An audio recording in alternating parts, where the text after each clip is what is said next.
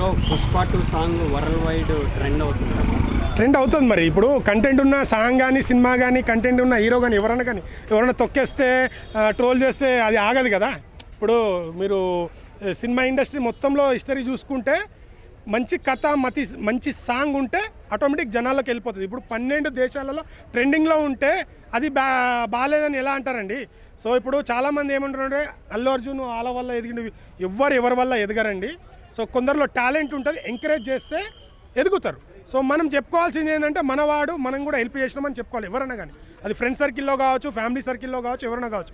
సినిమాలో కంటెంట్ ఉంటే సాంగ్లో ఉంటే వెళ్ళిపోతుంది. ఇప్పుడు 12 దేశాల్లో ఒక తెలుగు సినిమా ట్రెండింగ్ ఉండాలంటే వాస్తవం కాదు. మీరు ట్రోల్ చేస్తున్నారంటే అది ఎందుకు ట్రోల్ చేస్తున్నారు అంటే పడన వాళ్ళు ఇప్పుడు ఖచ్చితంగా ఇప్పుడు ట్రోల్స్ అనేది కామన్ అయిపోయింది. ఎంత మంచి సినిమాకైనా ఎంత మంచి సాంగ్స్కైనా ఒక చిన్న బిట్టు ఏది మిస్టేక్ ఉన్నా దాన్ని పట్టుకొని కొన్ని పేజెస్ కానీ ఎవరైనా కానీ ట్రోల్ చేస్తున్నారు. సో ట్రోల్ చేయడం వల్ల వాళ్ళకు ఏమొస్తుందో వాళ్ళ ఛానల్ బజ్ అవుతుంది. సో ఒక హీరోని ఇష్టపడని వాళ్ళు ఎంజాయ్ చేస్తారు, అది కూడా ఉంటుంది. బట్ మనం దాన్ని పట్టించుకోవద్దు. సో చాలా బాగా లిరిక్స్ ఉన్నాయి.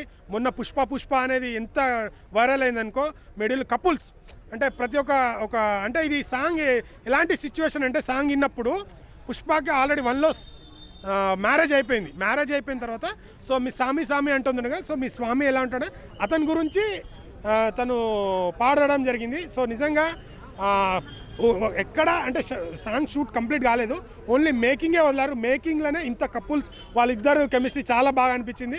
సో సుకుమార్ గారు గట్టి ప్లాన్తో ఉన్నట్టున్నారు. ఎందుకంటే ఏది రివీల్ చేయకుండా థియేటర్లోనే చూస్తే ఇంకా బాగా ఫీల్ అవుతారని అనుకుని ఉంటారు.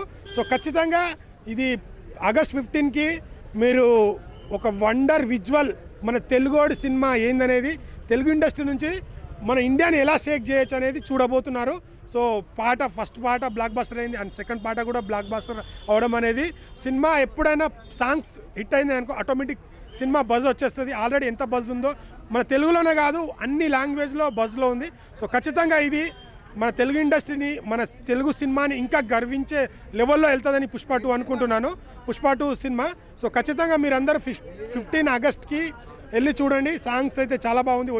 ఇక ముందు వచ్చే ప్రతిదీ ఇక నెక్స్ట్ లెవెల్. మీరు ఊహించండి అంటే ఎలా ఉంటుందంటే ప్రమోషను ఇప్పుడు వేసేస్తే బాగుండు పుష్ప అనే పీక్స్ తీసుకెళ్లేటట్టున్నారు ప్రమోషను.